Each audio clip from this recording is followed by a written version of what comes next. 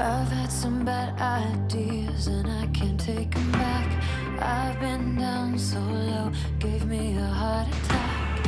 I hope I don't outgrow this phase of burning fast. Never give up, never let go, fade away. Isn't it obvious my love for this life?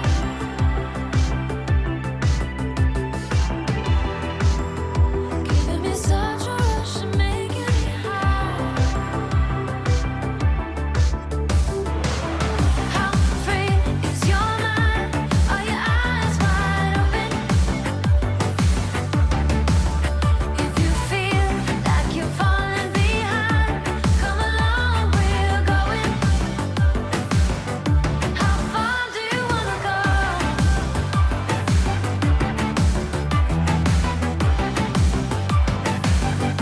How far do you wanna go?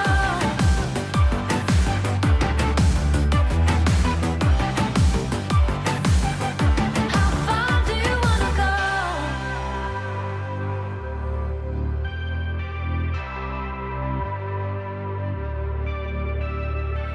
I wanna be the star of my own fantasies. Don't want somebody else taking the place of me. I'll always be the girl born from a tragedy. I'll never give up, never let go, fade away. Isn't it obvious my love for this life?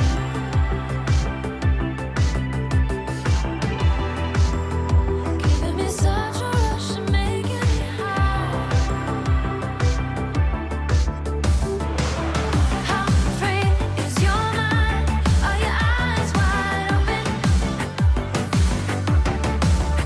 If you feel like you're falling behind, come along, we're going. How far do you wanna go?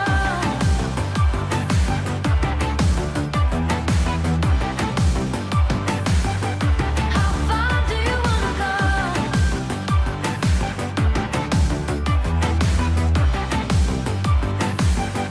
How far do you wanna go?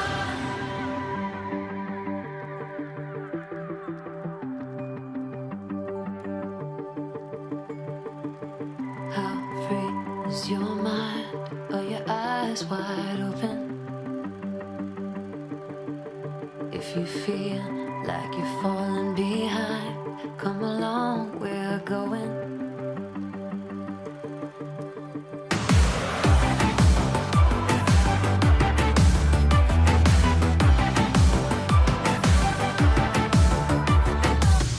How free is your mind? Are your eyes wide open? If you feel like you're falling behind, come along, we're going. How far do you wanna go?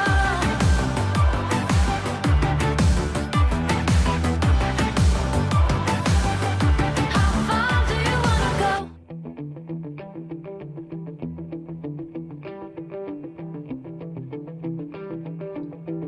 You're listening to the RMPodcast, the official podcast of Red Moon Productions. Here are your hosts, Brandon Davidson, Keith Cheatham, and Sean Sebastian. enjoy.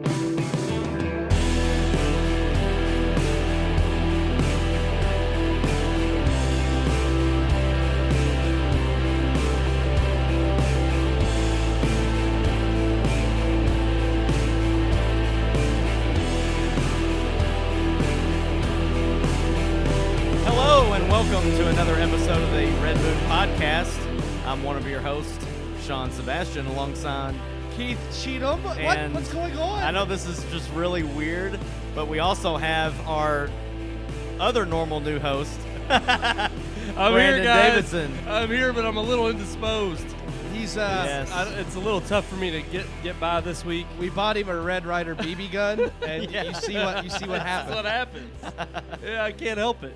Well, Well, you know, it's like stuff I get a happens, little like carried you- away. You said in your text message, you know, stuff happens. Yeah, stuff happens. Brandon's So, a little Great, handicapped a today. great quote from Forrest Gump there, if anybody's seen that movie. Oh yeah, is that where it comes from? No, I think our wide cam looks a little foggy. Keith, did you take Uh-oh. this out somewhere? Oh, Did you- man. yeah. Uh-oh. I think Somebody needs to get up and wipe that. wipe that Wipe fog it. off. Yeah. Wipe out the fog. Just like it's probably getting hot. It's from this room It's temperature. steaming up in here. Probably the Yeah. temperature No, change from my house to this room. Probably. No, I did suffer a little work-related injury this past week. So, Work. It was work work-related, related. yeah. Yeah. Well, Right. so I'm gonna he probably. partied too hard in Boston. Hey, I'm glad you brought that up because Deborah Deborah. definitely had something Don't to say do with her name ills. with that low amount of It's Deborah. You have to yeah. add enough disdain in there. That's Deb. true. What if it's Deb? Debbie. Deb, I Go by would. Deb. Debbie. Hey, Debbie. She's not even worth the full title of her name. What's going on, Deb? Yeah, Deb. our Airbnb host just Debbie Doo? first made us sick with all of our sinus Debbie issues. Dum Dum? Yep.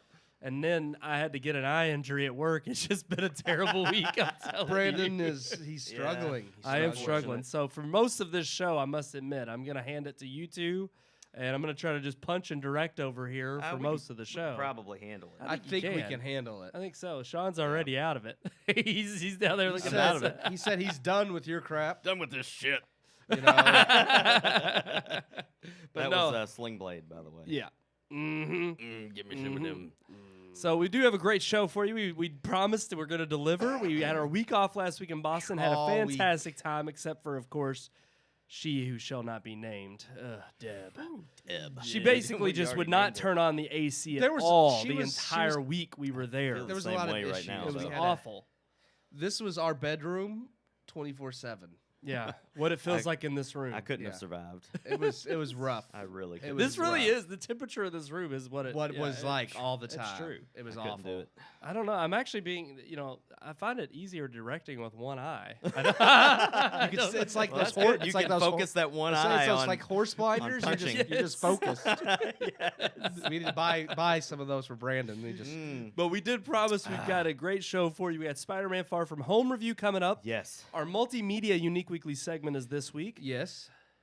Lion King released and is the 6th rotten live-action Disney film to release Yes. Called it. on Rotten Tomatoes. Yes. Called it. We all Yeah. did. So we Um, were all not looking forward to this. And I must say, I've heard that it is beautiful and gorgeous, but has no soul. No substance. It says No no soul. substance. So with that being said, our multimedia segment is going to focus on that. Yeah, on that. Right. And talk about, is there any hope left Hope. for these live-action Disney I'm about to films say, that remain? we mentioned Boston. I think we should at least give a shout out to Neil and Megan, who are now Yes, married. that was the whole reason we were there. Yeah, we were there all week. They had a beautiful wedding. So congratulations again to both of you. Yes. I hope you're enjoying the Right now, they're honeymoon. on a honeymoon in Switzerland.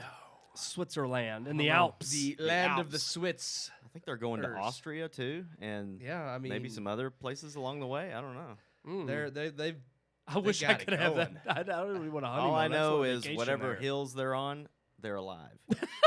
I love the movie references. Neil's probably going, doe, a deer, A female deer. Yeah. Drop of golden sun. Yeah. Yeah. Let's The keep only it going. Drop of golden something. Drop of golden sun. Drop of golden love this weekend. But no, we do have a great show planned for everybody out there. So please stick around.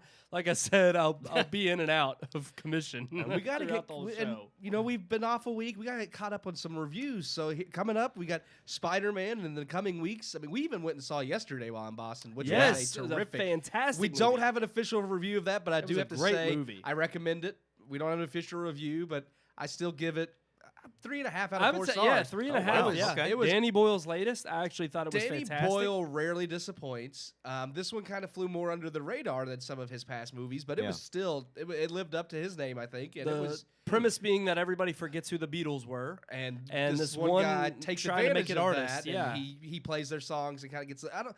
It's much more than that though. It's funny because even if you're not a fan of the Beatles, you will still like the movie. Oh, It's a good. And I will say, It is. It has a nice. It's kind of like got a little bit of a rom-com thing going, but Yeah. it's good. It's really good. Yeah. by far one of the best performances I've seen from Lily James Yes. in any movie. Yeah. One of the best. She Oh, and was a shout out awesome. to the lovely neighbors who gave me this beautiful eye patch. Yes. This was not doctor-oriented, but they He added has- It's not my homemade decor. either. It came No. that way. Yeah, he has So- his cotton eye patch the doctor gave him, but we're like, that's boring. Yeah, what no. can we do to who spruce wants this to up? see that? That's Yeah. that's not actually. It Yeah. kind of Yeah. blocks out more light this way. Yeah, so Looks a lot better. All right, right. like you were saying, Keith. Reviews to get to. Yes, I with think we all should. this, yeah, let's go ahead and dive into Spider-Man: Far From Home. Here it is. Marvel has had one heck of a ride in the last decade. We saw the Infinity Saga wrap, and though we know there will be a future for the MCU, we don't quite know exactly what it may entail. While Marvel continues to keep Phase 4 a secret, it has given us the final film in Phase 3, an epilogue of sorts to the Infinity Saga, and a tease for what is yet to come. This movie is Spider-Man: Far From Home. Once again directed by John Watts, returning after helming the critically acclaimed Spider-Man: Homecoming, Far From Home must serve two purposes. It serves, as stated, the purpose of being an epilogue to Avengers Endgame, tying off a few loose threads and resetting the board for Phase 4 and Marvel's future. Just as important, if not more so, it also serves as the sequel to Homecoming. In short, it needed to also be a solid solo Spider-Man film.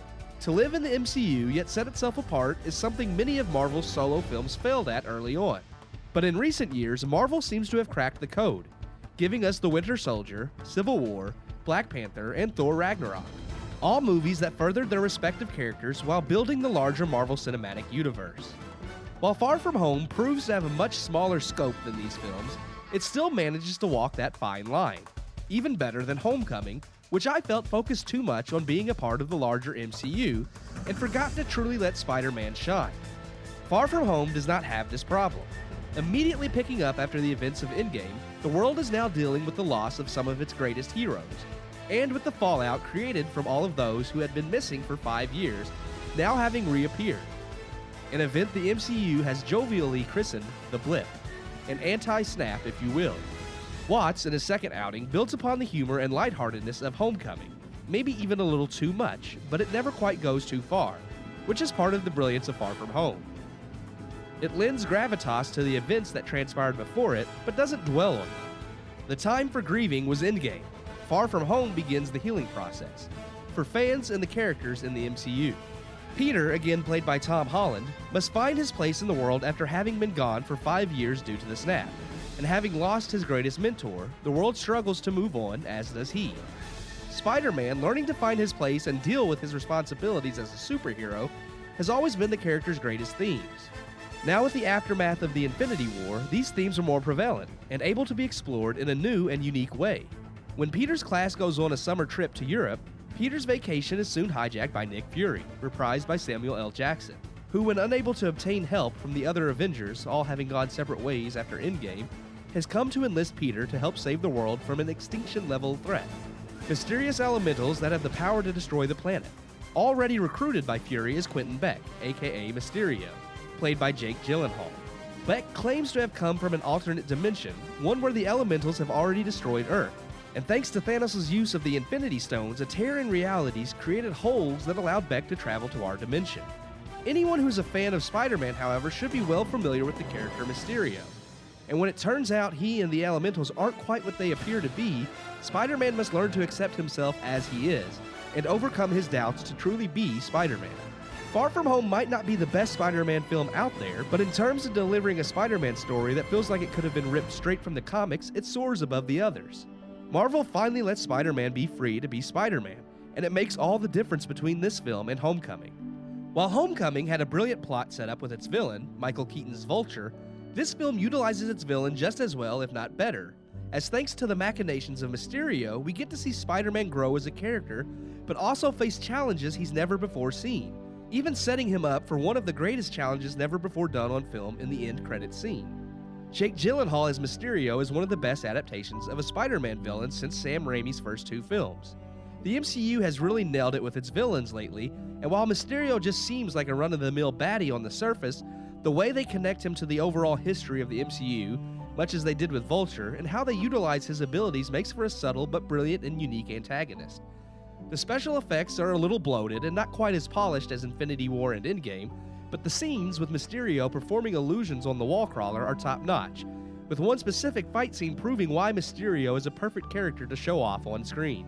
Yes, this film is lighter in tone than what came before it, but truthfully it needed to be, and let's face it, Spider-Man has always come with a little camp. It's part of the character's charm. A few story beats in the film could have been tighter, a little more seriousness could have created a bigger emotional impact in a few cases, but the movie still accomplished what it set out to do, while being a ton of fun along the way. As a longtime fan of the Spider-Man comics, I will say Far From Home definitely nailed the feel of the classic Silver Age Spider-Man, while making it more modern, and for that alone, I think highly of it. I give Spider-Man Far From Home 3 out of 4 stars.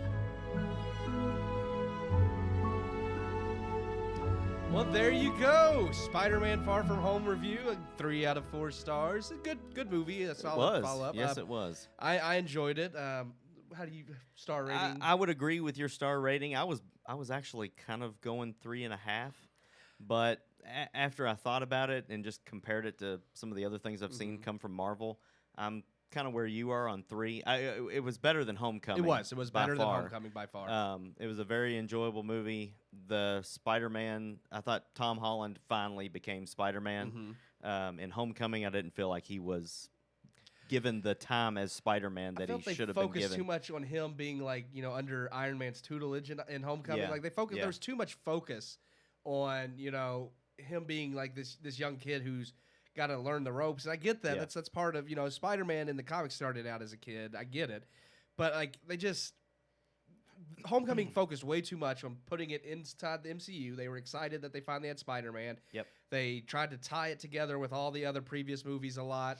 It was just, I felt like not a Spider-Man movie. It was a Marvel movie. It Yes. definitely took place in that world. Yep. But they didn't really give Spider-Man the due I felt he should have.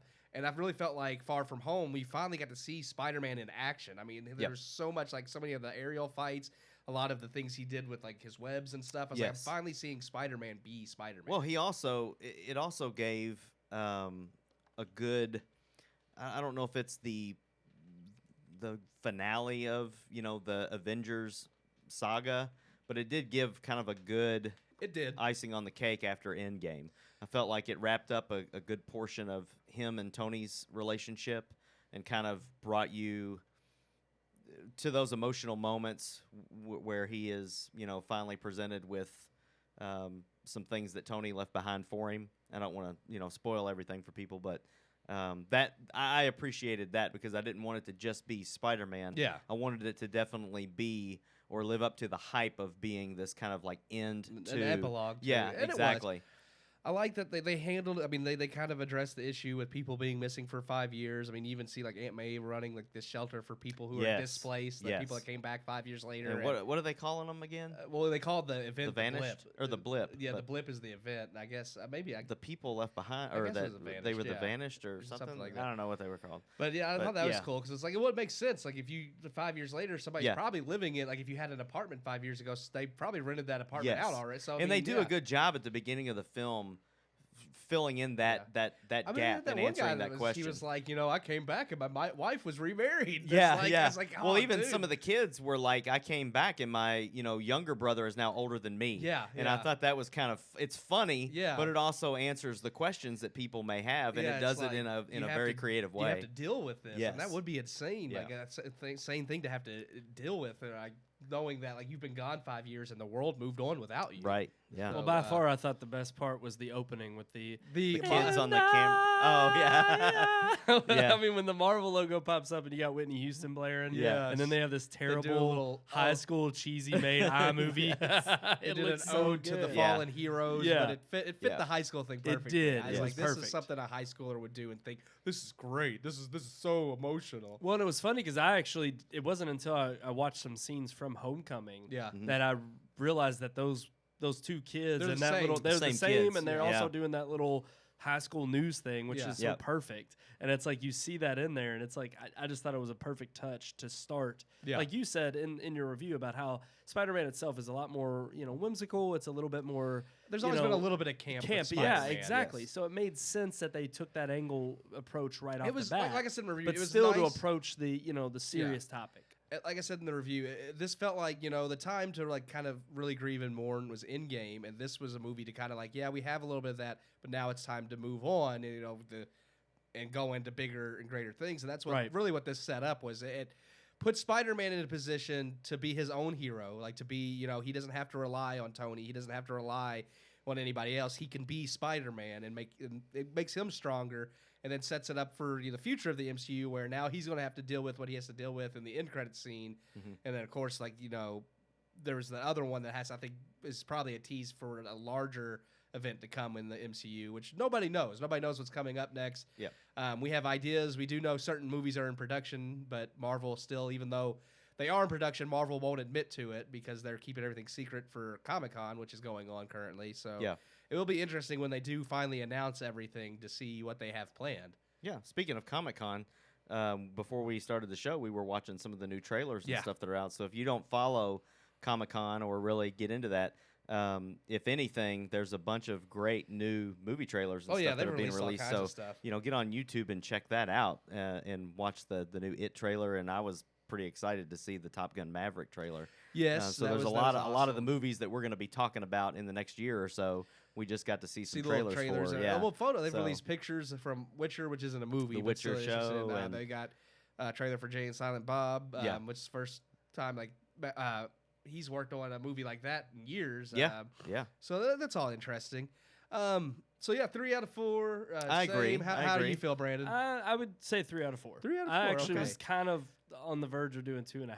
Oh, wow. Yeah. I enjoyed it, but I wasn't too impressed. Oh, wow. I mean, just after Avengers Endgame, with everything falls short after that bar was set. You're right, and it's just for me to be Spider-Man. It really reminded me of some of like I said, the Silver Age comics, and that's what I loved about it. Yeah, Mysterio was perfect. This was much better than Homecoming. Yes, much better than Homecoming. Yes. I still thought there were a couple times where I thought I thought you gave Homecoming 3, didn't you? Probably I did, and I take that back. So it's I don't know. To me, I've probably given a ton of Marvel movies 3 out of 3, and it's or 3 out of 4. But it's it's a testament to them and how they get better each time. They're consistent, right? Yeah, and they're able to keep that track record. But I will say, for Far From Home, there were just a couple times in terms of editing I thought it was a little disjointed. I thought the pacing was a little off, and so I just didn't think it kept my attention. Or I don't know, it was a little jumpy in parts where I didn't think it was as smooth. That was the only thing I would not. I have to ask though, which movie do you like better, Captain Marvel or this? Because you gave Captain Marvel 3, and I thought this was much better than Captain Marvel. Then I would give Captain Marvel 2, and I'd give this 2.5. All of our reviews are changing now. Brandon's star rating has changed on everything. I think it's because of your eye. Yeah, it's tainted. He can see clearer now. Yes, he lost an eye. Now he can see better. Yes, I can see crap for what it really is. All right. So I think we're ready to move on to our headlines. Let's do it. Yeah, absolutely. Okay. So, we have a new 007 in town, guys. How are we feeling about that? Maybe not, though. No, she is the new 007. She's just not the new James Bond. She's not the new James Bond. Which I thought was very misleading. There have been a lot of headlines this week. Lashana Lynch, first African-American female 007. And that's pretty much what all the headlines have stated is new 007 is now a woman and black. And she's black. I mean, it's been a huge deal. They're making it a huge deal. But when you look further into it, she is going to be an agent with the codename 007, but Daniel Craig is still James Bond in this new movie, and he's been retired, right? And they're trying to bring him back in. So he's Bond, and she's a new agent with the codename 007. So it's kind of a little bit misleading. Well, you had also mentioned before the show, too, that this isn't the first time he's lost his designation 007. Yeah. And I forget which movies. I think there's 2 other movies where he's lost it. Yeah, he's always in trouble.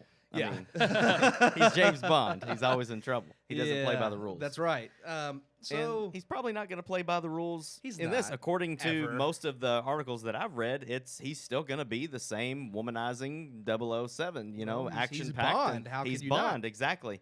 So I don't feel like I'm like you. I feel like the headlines are kind of trying to hype this up as a PC movement kind of thing, and the diversity thing, and all this stuff. And I don't feel like I think we're going to get to see the movie, and you're going to realize, wow, she really didn't have the impact that we were led to believe that she's going to have, possibly. Because I don't even feel like... I'm wondering if maybe she's going to, instead of having like the stereotypical Bond girl, that maybe she'll kind of fill in that role, and she'll be like tagging along with Yeah. Daniel Craig throughout the movie. But then she I think they're going to set her up as like she's supposed to be the new like badass like spy or whatever, and that she's supposed to be the best of the best. But then when she tags along with Bond, like he shows her a thing or two, teaches her a thing or two, schools her. And I don't know. Some people are wondering if this is going to lead to like kind of like a spin, like where she'll take over from here on. I don't know about that.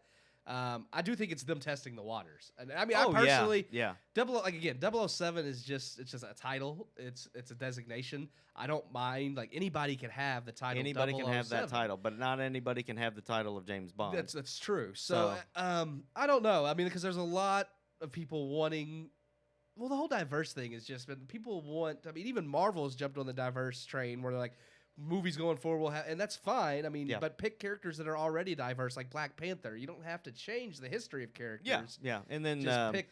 I mean, even the passing of the shield from Captain America doesn't. In but the that comics, happens in the comics. Yeah, I thought it went to. Oh, it did go to Falcon. I thought it went gone to Bucky. both. Bucky's had it first, but by far, I think the best Captain America that hasn't been Steve Rogers was Sam. Okay. So, I mean, that wasn't something for diversity's sake. No, I felt like I did like that. I've always preferred Sam's Captain America over the Winter Soldier's Captain America. I mean, with Disney, all but coming out directly and saying that we cast a black Ariel because we want to do something diverse. Because I mean, they pretty much said that this was something that was on their radar, that yes, when we were casting for this character, we wanted to try to shake things up and make it not the same as the original movie, which you can change the color of her skin and still make it a carbon copy of the animated. That's what they did with Aladdin, and that's what they've done with Lion King and all these different carbon They're copies, just making these copies, but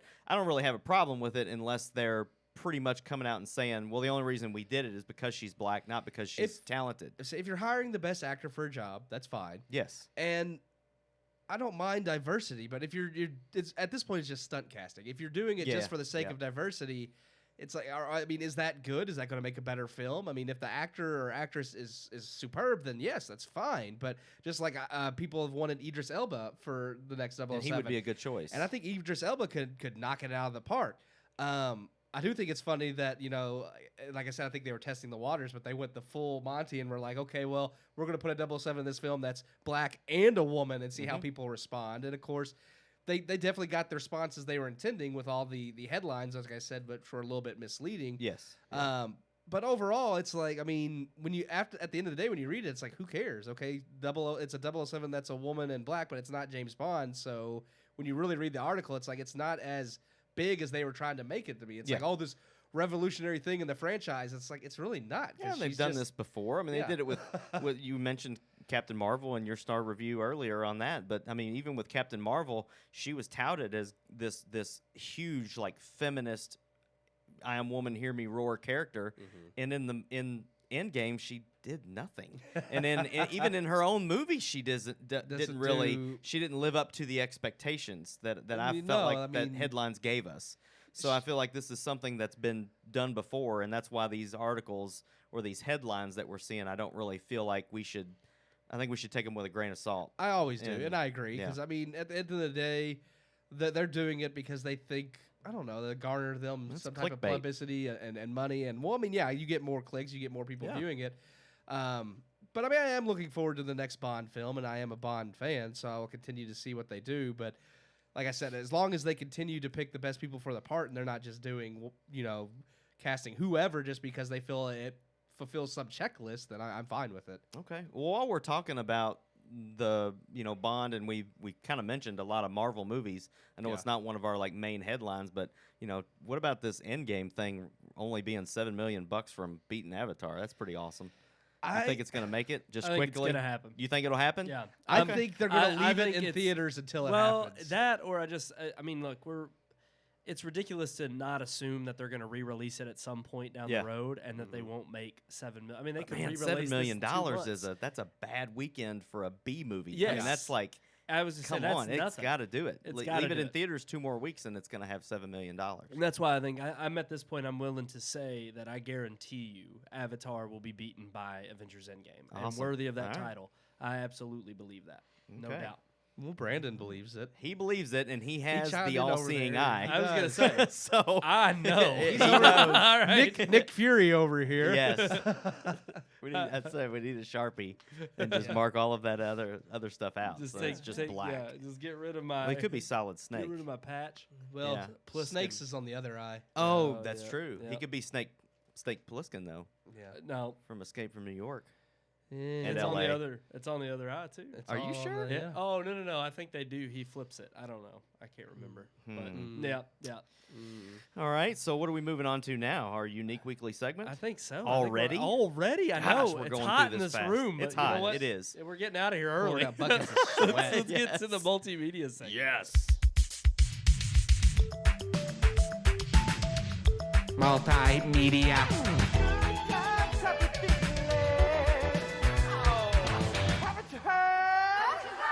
Multimedia. Haven't you heard? All right. I love that opening. You did so well with that. So this week we are doing multimedia as the unique weekly segment, and the question is, right along with what we've been talking about so far already, it is Disney's 6th rotten live-action release of The Lion King. Is there any hope for any more upcoming films? No. Honestly, Okay. I think there was only Thank you one for that listening. I thought of. Yeah, Only one. I think Mulan looks interesting. Mulan. Yeah. That was it. When I see the trailer for it, but they stated like flat out that they weren't trying to remake the Yes. 90s movie, that they're trying to tell a kind of a more historic, accurate version of Mulan, Yep. which like there's not gonna be Mushu the dragon, there's not gonna be the songs. They said it's gonna be like A movie, not a yeah, musical. a story of Mulan infiltrating the Crouching military. Tiger, Hidden yeah. Dragon, Oh, wow. basically. Yeah. And I think that could be really good. And I Yes. hope it does well, because to me that has been the Well, problem. it was nominated for an Oscar. What? Crouching Tiger. Yeah, Oh, I know. that one, Mulan. No, it wasn't. Yeah. But yeah, I mean, I think the problem with all of their live action adaptations so far has been they've just been the ones that, and that's the weird thing, is that when you look at the ones that weren't rotten, they were the ones that didn't do like Cinderella, Yeah. The Jungle Book, Beauty and the Beast wasn't rotten. Beauty and the Beast got. and that was more of good a but I mean, that one was, you kind of expected Beauty and the Beast Yeah. to be more like, if they didn't have the songs and stuff in Beauty and the Beast, you'd be disappointed. But the rest of them, it's like, you don't need to be an exact carbon copy. And I think that's part of the problem. Aladdin was a carbon copy of the 90s, but it didn't even have as much heart. That's No. the weird thing.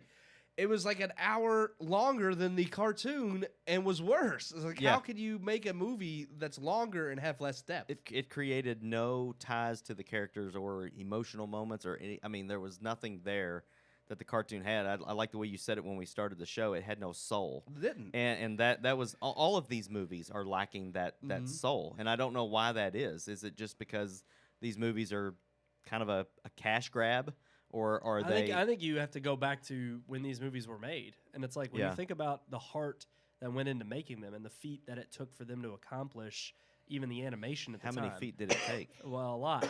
Lots of feet. A lot more feet than my eyes. Happy feet. So it's like the thing is I do believe that when you had this team of people at Disney that were so focused on creating something special and spectacular, and each movie back in the early 90s, kind of during this renaissance, where you had them taking on new challenges of what was harder than what they had already created before. Yep. And so they had this element of, well, how do we challenge ourselves, in terms of animation style, but then also how do we add a story that's behind it that actually gets people to want Yeah, I to mean, watch each it. one of them is. I mean, it's not entirely original, but each one of them is an original work. Yeah. And now they're just remaking original works, so that originality and the original soul and heart and Exactly. love that went into producing that product is not there.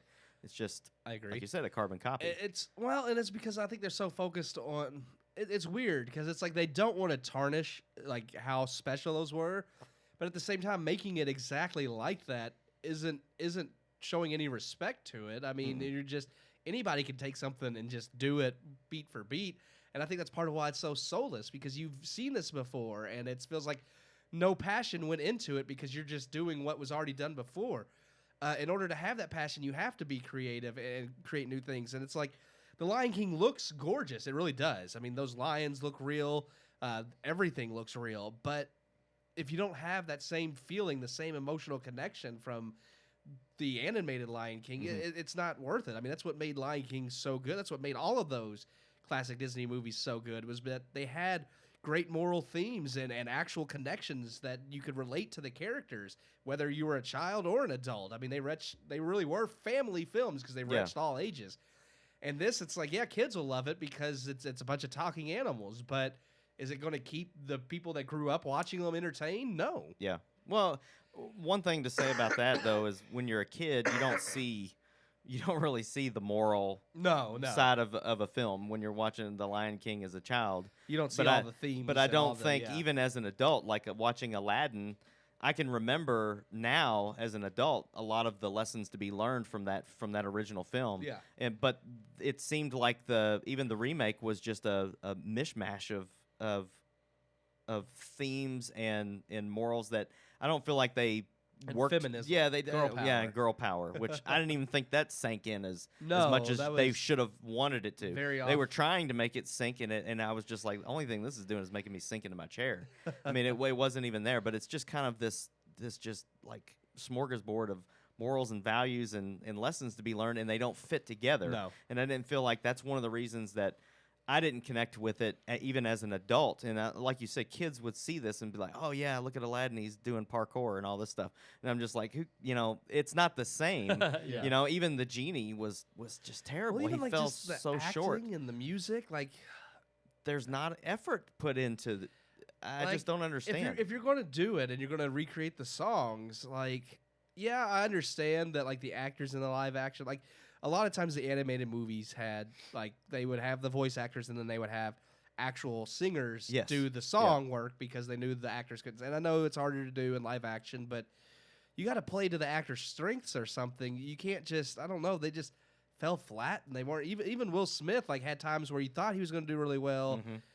And then he would kind of, like, flip over and try to imitate Robin Williams, and it was no good. It's like, just be yourself, do your own thing. Like, you're not going to be Robin Williams. You can't imitate that stuff. And it's the same thing with, I feel like, with Lion King. It's like, you're not going to, yes, they got James Earl Jones to come back because he's so iconic. But it's like, you can't recreate exactly what it was that made that so special. You have to do something unique to recreate something new that's special. Yeah. I think all of these remakes are just, it's a quick way for them to make cash and cash in on the nostalgia and cash in on the passion that the fans have for the originals. But I'm also, at the same time, I'm not seeing anything. I would like a film company to, yes, make some things to make you some money and then use that money to make something great. Yeah. But I'm not seeing anything great coming from Disney. I'm not seeing anything remotely original and just astounding. That was one of the things I loved about going to see yesterday was almost every trailer before yesterday looked amazing because they were all independent. They were all indie films. Yeah. And I was like, man, it's like you forget when you go see all these huge blockbusters and all you see are blockbuster trailers. And you're just like, oh, it looks like the same old. But then, like, watching the trailers before yesterday, there were 4 or 5 movies I really want to see that I was like, man, I haven't seen. I didn't even know these were in the works because you don't get trailers like that going to see Lion King. No, and it's I understand completely. Good movies still being made, but these large production companies have no part of it because they want to make the big bucks. So they want Lion King. They want, Godzilla. They want the names. And when you go to see those movies, those are the trailers you see is for their next cash grab that's coming out. But no, I agree. I miss seeing I wish I would have seen yesterday from hearing you all talk about it, and I miss the Magnolia pictures. Like, I miss all of those movies that they put out. Paramount Vantage. What Fox Searchlight. Yeah. It's like all these, man. I know. It was like mid to early 2000s. Or even later 2000s. Where you had like this independent surge. Oh, I loved it. Eternal and it was Sunshine. like, Eternal Sunshine. Exactly. I mean, you just had so many films come Dan from in Real Life. That's one of my all-time favorite movies. And they still are. There's a lot of them, though, end up either making their chance at making it straight to Prime Video or going to Netflix. Yeah. But like, Lars and the Real Girl. Yes. Movie. That's a fantastic movie. Yes. There's another one. Oh gosh, it was the weird. They started doing weird tricks like where they would add these new things in editing or in post. Like, had Keanu Reeves in it. Had that comic book. A Scanner Darkly. Darkly. Yeah, I mean, with Robert Downey Jr. Yeah, that was his kind of comeback. Yeah, it was one of his comeback moment. Yeah, exactly. So I mean, you had all these films that kind of were, they were new and interesting and different. Yep. And sometimes they were a little oddball, and you would think, But where'd all no. that go? Where'd that creativity? Where'd that It's boldness still out there. They're to just to make something new is gone? It's just like, let's just take something old and it's still there. revamp It's it. just very small now. It's Yeah. like the big production companies kind of they beat it down because they want to make their money. But I mean, you still have some of these independent and art house production companies still out there, like A11, or A24. A24. That's what it is. And Blumhouse. and- Blumhouse, and that's like we could still get some of those movies, but you don't. It's like they don't advertise or talk about them because it's like, well, that's Yep. fine, but that's the little guy over there. We don't care about them. We Yeah. want our money. So yeah, Well, definitely. that's the thing. That's why they're always excited when they have something like a Get Out. Yeah. Where it's like, An or independent even film that Us, makes it's it big, independent yeah. and it's huge, and then they're like, oh, we need more of that. Yeah. And it's like every once in a You while they could. want those types of films that come out and that make a blip on the radar, and then all of a sudden they make it Hardcore huge. Henry was amazing. Yes, That was an amazing movie. I mean, that's not a movie for the kids at all. no, but Upgrade. still, Upgrade was Upgrade a was a fantastic great movie, film from yeah. last year. Um, All independent films. Ex Yeah. Machina was good. Yeah, Yes. that was a great Yeah. movie. I mean, it's funny because they're still out there, but they're definitely. It's like those were the types of movies that used to be blockbusters. Used to get big like movies like that were winning Oscars, and it's like we've moved away from that and gone into like this whole huge blockbuster thing. And it's like I wish we'd go back to like having these movies with Well, I like think smaller a scales. lot of it has stories. to do with money. I mean, Well, of you've course got it to does. understand when if you're Blumhouse and you're making a $6 or $8 million movie Mhm. and it's making $55 million in theaters, like that's a big That's profit. big for them. But it's not $1 billion like Yeah. like with Avengers films. And I'm not dogging Marvel because they're doing the big blockbusters right. Yeah. And they're honestly, every Marvel movie is different. Yeah. And even though they tie together in a way, they all have their own heart.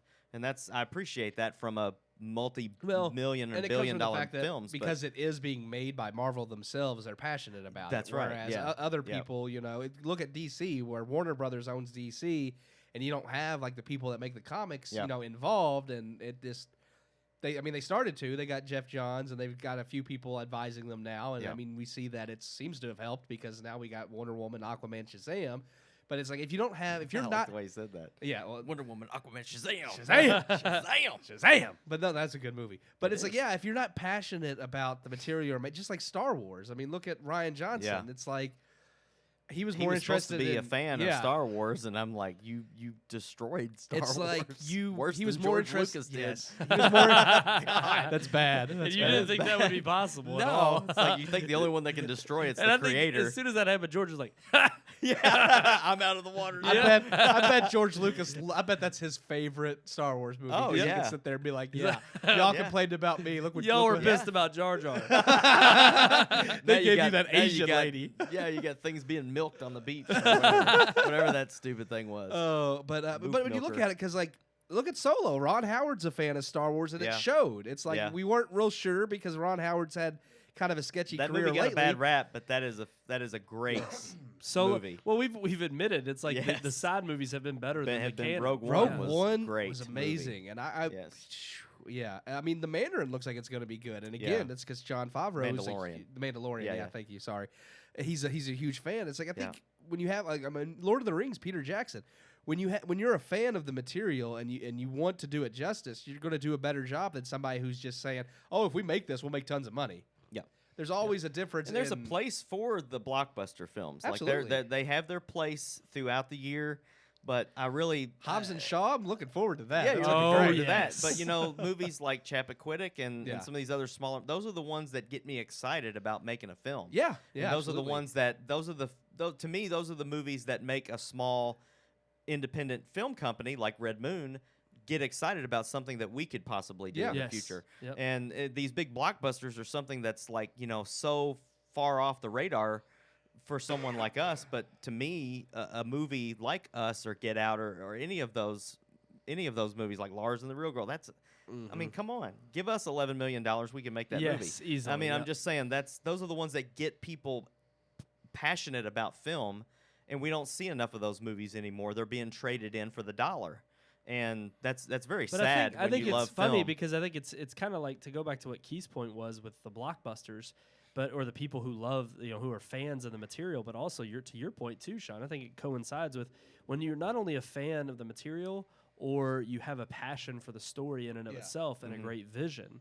It's like, you can give some. I mean, we forget that Lord of the Rings: Return of the King was made. Lord of the Rings: Return of the King, Two Towers, and Fellowship. The entire trilogy was $200 million. Yeah. Whereas that was Spider-Man the cost 3, of Spider-Man 3 came out like 2 years later and was one movie and was $250 million in one film. Granted, and those movies were made 10 or 15 years ago. Yeah. That was a lot of money back then. $200 million. Well, and even Endgame, one of the biggest budgets. $350 million. Yes, it's like, but you have a ton of stars. I was like, the large chunk of Endgame's money went to the cast, right? but Robert the thing Downey is Jr. Still, it's like at the end of the day, when you have a passion for the film itself, when you have a great vision. Yes, there are going to be flops when it comes down to having independent films that may not succeed. But every once in a while, I would say not every once in a while, I would say it's easily 70-30. When you have a good film, it will find a way to shine out the darkness and be able to come through and give people a chance to see it for what it is and actually say, okay, this is a great film. And it's worth viewing. And understandably, like Disney needs movies like Endgame to foot the bill for other stuff. Yeah. But it's like use that money to make other stuff. Don't just okay, we got billions of dollars. Let's go remake whatever Disney movie. And they're talking about doing Atlantis and Lilo and Stitch now. Oh yeah. I'm like, good Lord! Like they're going to end That's up. all they're making their doing now is coming up with their list of what can we remake and snag more cash off of. Which I think that's the funny thing, though, is I'm like, at the end of the day, if you pay something $11 million for something and you get $200 million, you're making a bigger return than if you pay $300 million and you make $500. And it's like, but you've just sunk in tons of marketing, tons of overseas, and a lot of these. That's what I hope the Rotten Tomato scores turn out to be.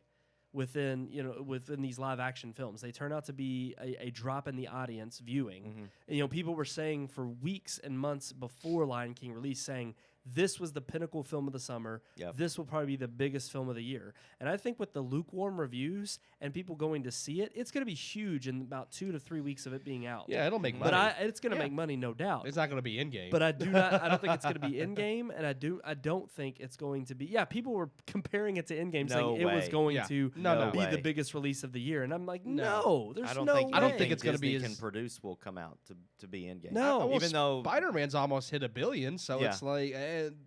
I don't even know if Lion King. Well, it could, but I think it'll reach $1 billion. I do think it'll hit $1 billion, but worldwide when you include everything. But I don't think it's going to have the staying power. I think you're going to see now Disney pivoting and transitioning into more of like a Mulan, where they're trying to find these stories that if they are going to make a remake, they know that people don't want to just sit there and see the same rehashed thing. If they're going to do a live action movie, I just wish they would do Treasure Planet. Like that would be one. Okay. Yeah. That would be a live action Disney remake that I would we've talked about it multiple times. Why not take underrated, they're movies talking about doing Hercules and do that exactly. Yeah. That was a hit. But my thing is like do Hercules, but don't do the '90s musical. Like do like a new do an actual the Greek mythology. That would be awesome. That would be cool. Absolutely. Well, they'd have to get Ridley Scott to direct that. Oh gosh, that would be terrible. Back in the day, I think Ridley Scott would have made an epic. Who Hercules directed movie. Troy? Who did that? I have no clue. I'd have to look that up. Because as far as the Iliad goes and Homer stuff, I thought Troy wasn't par. bad. I thought it was pretty good. That was decent. Yeah, I was okay with Troy. Curious to know who Wasn't did that. Brad Pitt was in that? Yes, it was. Yeah. But no, I agree with Sean. As far as like a lot of the movies, like that actually was okay. Come on! I didn't mean to get us completely off topic. No. I was just looking for the director. I apologize. Directed by Wolfgang Peterson. I don't know who that is. There you go. I know the name. I just don't. Yeah, he did Air Force One and The Perfect Storm. The Perfect Storm? Yes. That was awesome. Okay. The rhythm of my Oh, heart. wow. He did Never Ending Story. The What? guy that did What? Never Ending Story made Did Troy. Troy. That's Really? awesome. Okay. Rockbiter. He was nominated for 2 Academy Awards for the World War II submarine warfare film Das Boot. That's a good movie. Yeah, that is a good movie. Then he did Never Ending Story, Enemy Mine, In the Line of Fire, Enemy Mine with Outbreak, Dennis Quaid. That was a Air good Force one, too. One, The Perfect Storm, Troy, and Poseidon. So Poseidon, yeah. remake. He's got the remake was He's got a mix. He's got a mixed bag, but he does have some good movies in here. Okay, well that's completely off topic. But yeah, I know, but I wanted to know. Some of these movies when they take this and make it a little bit accurate historically, even though Greek mythology isn't necessarily true history. Yeah, but it is a part of history. And yeah, I would love to see a true to the mythology Hercules. Yeah, that'd be great. awesome. So Gosh. Disney, you could do some really do that. interesting thing, but see, that's the thing is they'd have to take a chance on that. Whereas just remaking the cartoons is a safe bet. It's like it may not be good, but it's going to earn them money because people are going to go see it based off the name alone. Yeah. Now a remake that's coming up that's not anything to do with Disney though is Ghostbusters, and that one's got me excited. That looks really good. It's not like some of these Disney remakes. Yes, they've been flops. Well, not flops financially, but flops critically, and most audience comes away saying, well, the cartoon was better. Yeah. But some remakes are, I think maybe decent. Well, with this, because I think more of a reboot than because it is supposed to take place after Ghostbusters 1 and 2, within that world. But when you subtract the all-female cast of Saturday Night Live comedians, and that's the difference. Stupid story, and actually put some love into it as a fan. You actually, it's directed by Jason Reitman. Who's Ivan Reitman's son. But that's the difference when you put in heart, like you said, and you know that you're a fan of it and you want it to live up to the originals, as compared to just for the Ghostbusters remake with the women. Yeah, that wasn't any good, and that has nothing to. People are like, well, you didn't like it because it was all women. It has nothing to do with the women. It was a terrible movie. I don't care that it had all women. It just felt like a cash grab, which is what it was. Yep. It's like if you're going to do something, do it justice. Yep. Okay. Yeah. We've hammered that point home a lot Boom. of times on this. We have. Into the ground. And it's so true, though. It is, though. True. I mean, but you know what? If you're out there and you have your own opinion, you know what you could do? What can we do? You could email us at rmpodcast@redmoonproductions.com. Is that a fact? Really? That's true. Is that the same thing that it says on my screen? Yes, it is. RMPodcast@redmoonproductions. You got it. .com. Right there in the bottom corner of your screen. Huh. That is wow. I believe he said RMPodcast@redmoonproductions.com. Yeah, Keith, right there now on your bottom. Right of your here? screen. Whoa. That's it. You point at it like that, it makes us look professional. That's all I'm saying. Oh, my goodness. Come email us. Send us your thoughts, your opinions. Come email us. Come. Yes. And even though we know he's not watching, we're going to go ahead and just give another shout out to one of our own, Neil Singleton and Megan Singleton. He's not a Singleton anymore. Megan, you need to change your name on Facebook. I'm just saying. You can't. You're not Megan Landers anymore. Oh my goodness. Megan Singleton. Get it changed before you get home. And you need to make change it Facebook official. Change that status to married because it still says dating or engaged. I think is what it says. Oh man. So I'm just saying, what does Neil say? Is he social married? media time we live in. You need to fix it. I was gonna say. I mean, from back in the MySpace days, everybody was concerned about that relationship status. Oh yeah. You had to make sure. have it right. I'm Gotta just get saying. it changed. Been seeing pictures of them in the Swiss Alps and all this stuff. It's great. So he's checking Neil we right got now. Probably a few more minutes. Nils only says he's engaged too. Y'all are slow on the update, yeah, they need to fix that, man. I was like married that day. I like as you soon had as, it ready. Well, when I finished walking down the aisle, I got my phone out and changed it right then. Wow. I was like, before we That's even commitment. go to That the is reception, commitment. Like you say, I do. And I think boom, that one of we're my married. wedding photos is actually me changing my it. status. Oh man. I haven't seen that. That's a photo. He stood in front of the priest and That's said, a lie. "Hold up, Padre. Hold on I a second, gotta Padre. Wow, No. We did it. We did it in a Baptist church Yeah. with a Baptist preacher. All right. Let's take a few minutes to talk about Boston. We got a few extra minutes. That's Yeah, true. Let's do. We had a because good, we had a great we had a trip. great We trip. did not live stream like we promised we would. No. Well, that's probably because we were in a cigar lounge. We, and just we were enjoying getting it. a little, We just let it soak in. Yeah. we were Sorry, going guys. to. We went to a cigar lounge, which me and Brandon had discussed before on the podcast. Mm-hmm. We were going to live stream down there, but one, it was really dark. We didn't think anybody could see anything, and two, once those cigars kicked in, We were feeling just, good. We were Yes. mellowed out, is all I can say. I love Boston. I love going and seeing the sights. I love seeing Neil. Feeding the squirrels. Feeding the squirrels. I That did was love great. feeding the squirrels. Yes. I had a sea of like 8 or 9 squirrels surrounding me as I was feeding them at We Boston should, Commons. we might so post that video on Yeah, the we Red could Moon post page. that one. That was we a should good post that. Yeah, post it on there so everybody Maybe I can can see me. Photoshop a little Red Moon shirt on the Feed squirrel. the squirrels. was great. but even with all of that, man, that lounge was fantastic. It's something that because of the stupid smoking ban here in Louisville, we can't have a cigar lounge like that, and it ticks me off because it's like I would love to just have a place to just go and relax like that. They have one over in Indiana, but there's no way it's as cool as this place. No. I mean, this place was underground. It was like a freaking cellar. It was dark. 1930s. I mean, it was like stepping back in time. It was great. Fantastic. But, we got our friend married and had a good time doing so. He got married. Yeah. I would say the only down point was the Airbnb. That was it. Yeah. For me and Brandon, Sean had a good one. That's a story time segment. That'll be next week. But and we will share. You share.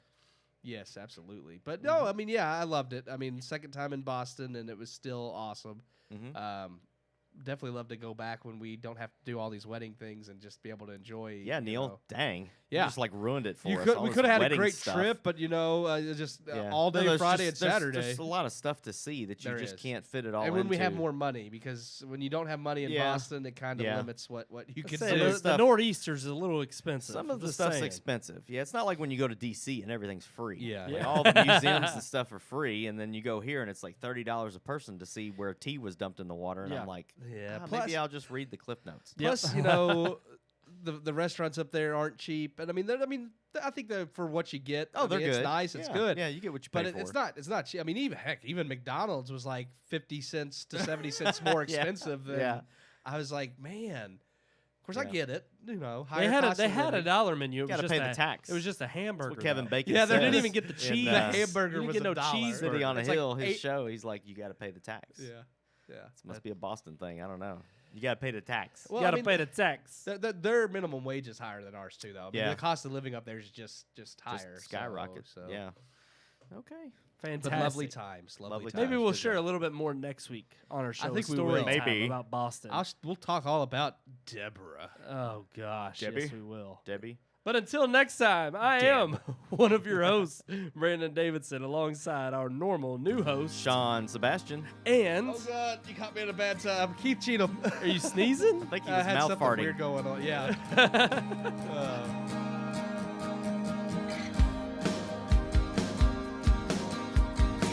We hope you enjoyed this week's episode. For more reviews, previous podcast shows, and everything Red Moon, visit our website, redmoonproductions.com. You can also like us on Facebook or follow us on Twitter by searching for Red Moon Productions, LLC. We'll see you at the movies.